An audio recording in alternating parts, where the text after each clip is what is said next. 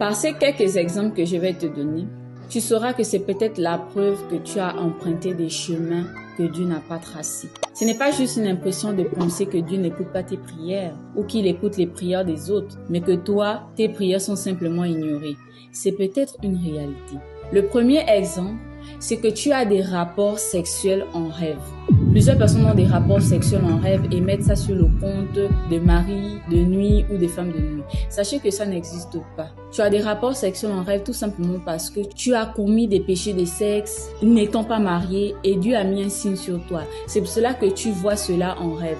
Le deuxième exemple, tu es poursuivi dans ton sommeil.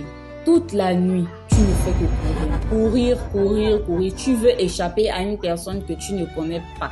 Et tu vis ça.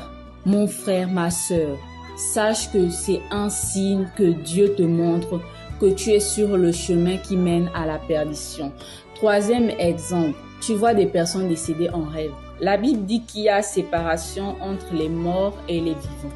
Mais toi, tu es constamment en compagnie de personnes décédées depuis longtemps. Tu les vois, tu communiques avec eux. Ce sont des interpellations. Ne négligez pas vos rêves parce que c'est par là que Dieu vous parle.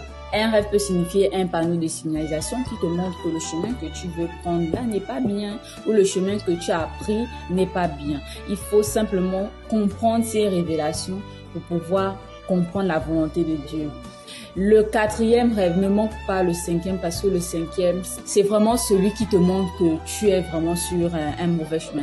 Le quatrième exemple, tu t'envoles en rêve ou soit tu tombes dans le vide. Mon frère, ma soeur, ne néglige pas ce rêve. Le cinquième et le dernier que je vais te donner, tu es immobilisé dans ton sommeil. Tu t'apprêtes à dormir ou soit tu n'es pas totalement endormi et une force vient t'immobiliser dans ton sommeil. Tu veux crier, tu veux parler, tu veux invoquer le feu sur ta maison, sur toi, sur tout le monde, mais rien ne se passe. Tu as des frissons, tu transpires.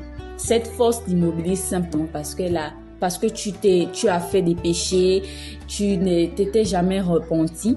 Et cette interpellation, cette immobilisation, c'est une remise en question que tu dois faire. C'est une interpellation divine que Dieu te donne pour te dire que mon fils, ma fille, change de chemin. Il existe des solutions. Il existe des solutions pour pouvoir recevoir la délivrance.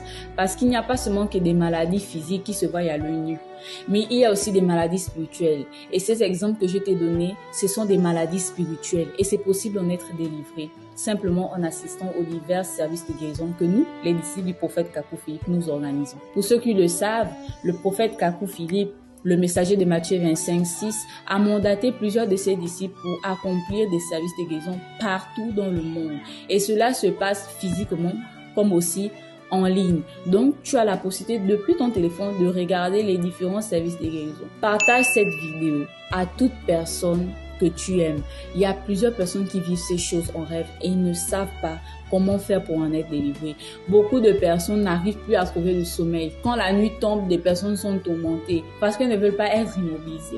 Elles ne veulent pas être poursuivies en rêve. Alors toi aussi, viens recevoir ta délivrance au travers des programmes qu'organisent nous, les disciples du prophète Kakou Philippe, en ligne ou physiquement, les cultes spéciaux, les services de guérison, tout en précisant que c'est gratuit et accessible pour toutes sortes de personnes. Merci.